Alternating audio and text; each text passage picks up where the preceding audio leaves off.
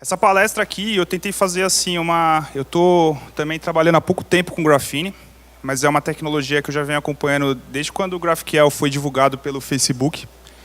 E hoje eu uso ele em produção, depois se alguém quiser a gente pode trocar uma ideia. Eu vim tentar passar mais ou menos, em vez de passar um how-to, assim, explicar quais são as vantagens de trabalhar com o framework. Primeiro, me apresentar aí. Meu nome é Ciro, eu sou desenvolvedor na Log, lá em São Paulo. Eu faço parte da organização do Grupo ABC, que é um grupo de desenvolvedores do município ali de São Paulo. Também sou participante do grupo ABC Dev. Em todas as minhas redes sociais eu estou como C. Valente Filho, GitHub, Twitter. Pode pesquisar, chamar lá, a gente troca uma ideia do que precisar. Então eu vou começar a fazer a introdução aqui do GraphQL primeiro, para a gente poder entender. Assim, eu não sei quantas pessoas aqui já ouviram falar ou conhecem o GraphQL. Tem uma quantidade razoável. Legal. Eu não vou me estender muito no que é o GraphQL, até por causa do tempo.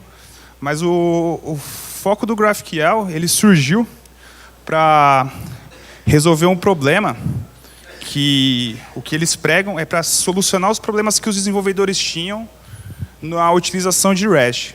Por exemplo, a dificuldade que dependendo da quantidade de dados que você teria que retornar para o usuário utilizando a REST API, a dificuldade que isso gerava no momento do desenvolvimento, e era um problema muito grave que o Facebook enfrentou. E eles têm um case que era a questão do feed, assim, que é onde eles explicam por que a tomada de decisão da utilização do GraphQL.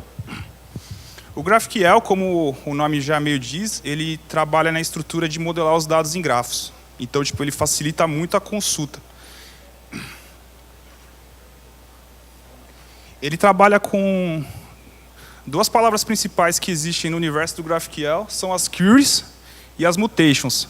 As queries são basicamente o que a gente já está acostumado de fazer com o banco de dados comum, tipo fazer uma consulta. Você vai só solicitar o que você quer que seja retornado. E as mutations é a tratativa para você conseguir fazer a alteração desses dados utilizando o GraphQL. Os pontos principais dele, cara. Ele é fácil de usar. Ele é agnóstico em relação ao banco de dados. Então, assim, você não precisa ter um banco de dados específico para trabalhar com o GraphQL. O banco de dados que você... E com Graphene também. O banco de dados que você colocar ali, ele vai entender o modelo do objeto e vai conseguir tratar ele.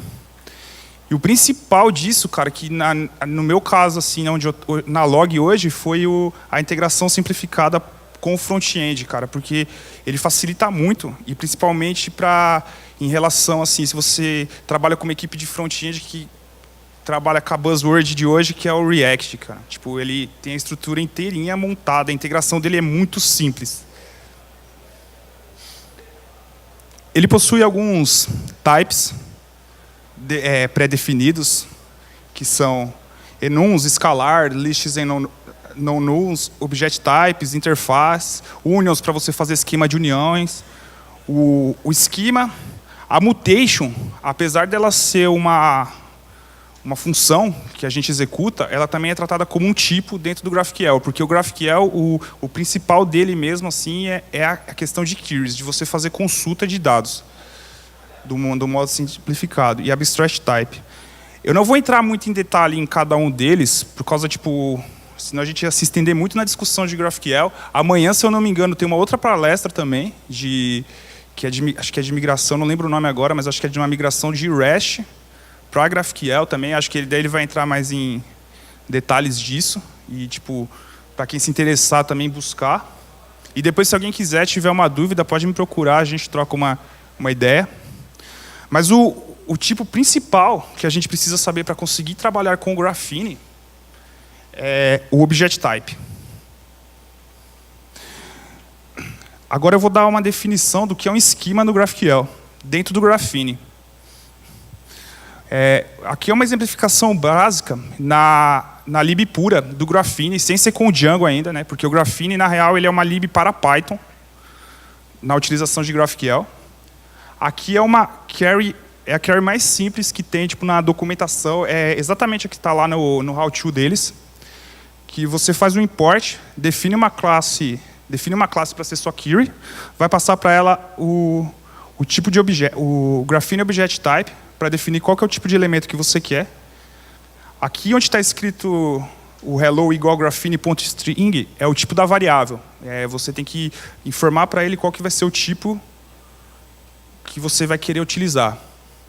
Aí os mais comuns são o string, o enum, que é para fazer relacionamento de objeto com constantes. Por exemplo, você cria uma lista com uma numeração e uma série de nomes, por exemplo, que eles usam até o exemplo que é um exemplo muito legal, que é o exemplo dos filmes de Star Wars, assim, uma das APIs que eles fazem, assim, é bem da hora dar uma olhada na documentação.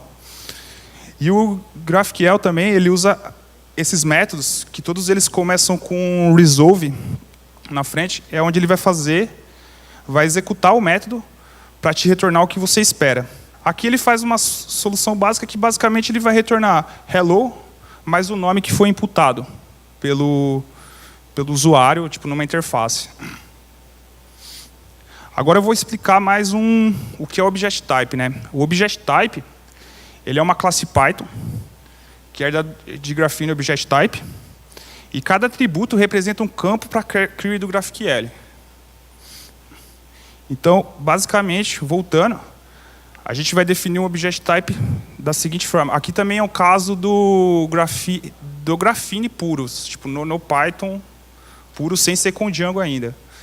Aqui a gente define uma classe person, atribui para ela o Graphene Object Type, informando que ela é um tipo de objeto para o GraphQL, e fala quais são os campos que ela possui. Então, first name, last name e full name. E quais são os tipos desse campo. Todos esses campos são strings. E a gente cria um resolve para, depois que for dado o input de cada um desses dados, ele retornar um valor. Que ali ele faria um format, que a gente já está acostumado no Python mesmo, retornando para a gente o nome completo que foi digitado. Mas aí eu estou falando de Graphene, de Python, e cadê o Django nessa história? Tá aí o Django. O legal do Graphene, cara, que tipo, esse GIF pra mim ele é meu GIF favorito, velho. Depois que eu vi ele numa palestra, cara, eu me encantei com ele, então toda vez eu uso ele. É o melhor GIF do Shalabuff. Cara, o Graphene ele é foda porque literalmente ele é mágico. A integração dele com o Django, cara, é um negócio absurdo assim para você pegar seus objetos e jogar ele para dentro do GraphQL. Basicamente, você vai criar uma classe, qual que vai ser o seu objeto. Aí, no Django, na integração com o Django, ele passa o Object Type, ele ganha um atributo a mais, que é o Django Object Type, para informar qual framework ele está trabalhando. A única coisa que você tem que fazer é passar para ele a classe meta e definir qual que é a sua model. Você não precisa declarar mais nenhum campo da model. Ele automaticamente vai pegar o model do Django e vai te retornar todos os campos. Aqui é como a gente pode definir uma estrutura de projeto para o GraphQL. Dentro do projeto Django mesmo, o GraphQL ele exige que você tenha um arquivo schema.py.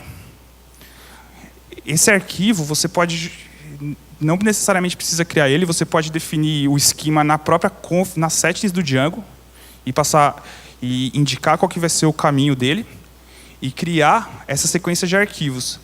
A estrutura que está na documentação é tipo um arquivo único que você vai ter as suas queries e as suas mutations. Eu não acho isso muito bom porque o projeto vai crescendo, cara. Uma hora você perde a mão, cara, arquivo grande a gente sabe que tipo não dá certo. Uma hora você não consegue mais tratar. Então, a estrutura que eu utilizo é essa, é a criação separada. Eu crio uma pasta GraphQL dentro do meu projeto Django mesmo, né? Dentro do meu app do Django que eu criei. Aí eu coloco um arquivo para queries, que ali eu só vou tratar minhas queries, um arquivo para minhas mutations e um arquivo onde eu vou declarar os meus nós. O Graphene, ele vem com uma integração muito legal também, que o Django REST já possui também. Ele vem com uma interface estilo Swagger para você fazer consulta. O GraphQL ele tem uma diferenciação dele para REST, é a questão dos endpoints. Ele trabalha como se fosse um endpoint único, né? Então você vai ter uma única URL, que é a GraphQL, e dentro dela ele vai fazer a query string, na URL. Isso não aparece para o usuário, mas tipo, se você consultar pelo GraphQL, ele vai te mostrar quais são suas query strings. O GraphQL é a interface, deu uma cortada na imagem aqui, desculpa, mas dá para ter uma noção. É uma interface, cara, que você vai digitar suas queries e ele vai te devolver o resultado. E o legal é que ele automaticamente, ele monta no canto, que ali não deu para ver na imagem, ele tem uma aba chamada Docs, que quando você clica nela, ele mostra todas as suas queries, todas as suas mutations, e você vai clicando em cada uma, ele vai te dando a árvore do que existe, quais são os campos, os tipos de campos, os relacionamentos que ele tem com outros objetos, porque no Django Object Type ele também faz isso, ele consegue pegar o related field, assim você criando um outro nó, ele já consegue mapear isso e saber quais são todos os relacionamentos de campos. E, cara, isso facilita demais na visualização. Mas aí a gente pensa no seguinte, né, cara? A maioria da galera, eu vi que teve palestra já da galera que já usa a Django REST API e quer usar Graphene, né? Daí, tipo, o cara chega no seu projeto que já está lá com o REST funcionando e fala para você, vamos mudar para Graphene. Aí você vai ter essa reação aí, né? Não, não vai mudar, cara. Não vai mexer no que está funcionando. E às vezes tem pessoas também que, até por uma questão assim, pô, a gente tem uma API a API está atendendo bem, mas eu queria testar para saber como funciona. Você não precisa matar o seu projeto de REST. O Graphene, ele é, cara, de novo, desculpa a palavra, mas ele é tão foda que os caras pensaram até nisso. Os caras já fizeram a integração dele para, tipo, você conseguir serializar os seus objetos do próprio REST, e ele vai fazer a mesma coisa. Você vai ter o REST criado e ele vai, você passando qual que é o seu serializer, ele vai mapear para você o serializer e te devolver no objeto dentro do Graphene. E você vai conseguir fazer a mesma tipo de consulta pelo Graphene e a geração de dados que você precisar. Ontem rolou até uma discussão no que eu estava falando que ia fazer a palestra, a galera perguntou de questão de autenticação, cara. E eu nem tinha colocado, eu coloquei hoje. A questão de autenticação no GraphQL, você consegue usar... Basicamente, você pode utilizar a própria regra de relacionamento da model do Django, definindo um owner para a model, né, que só um determinado usuário consegue fazer o acesso. No próprio GraphQL mesmo, no próprio Object Type, você consegue definir quais são os campos que serão retornados para o usuário. Você consegue falar assim, cara, tipo, o usuário vai só... Eu só quero que dessa model, por exemplo, você tem model com dado sensível de cadastro de usuário, onde você tem documento, CPF, documentos, coisas que você não pode exibir no endpoint de qualquer forma. Você coloca, só me retorna o nome e o e-mail do cara. É só isso que ele vai te retornar, assim, tipo, ele não vai deixar o cara acessar os outros dados, tipo, não tem como, ele não libera ele não vai fazer essa liberação. Aqui eu deixei uma frase que está lá na própria documentação, que acho que exemplifica bem, que eles basicamente falam que o GraphQL ele foi desenvolvido para dar mais flexibilidade e eficiência e resolver os maiores problemas de ineficiências que a gente encontrava na experiência com o desenvolvimento de REST.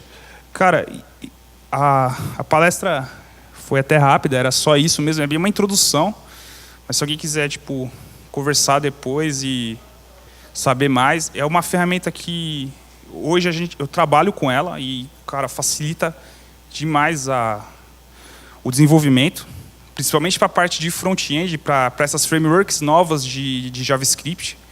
E é uma ferramenta bem completa. Cara, a integração dela não só com o Django, mas o Graphene ele tem integração até com SQL Alchemy, com Mongo.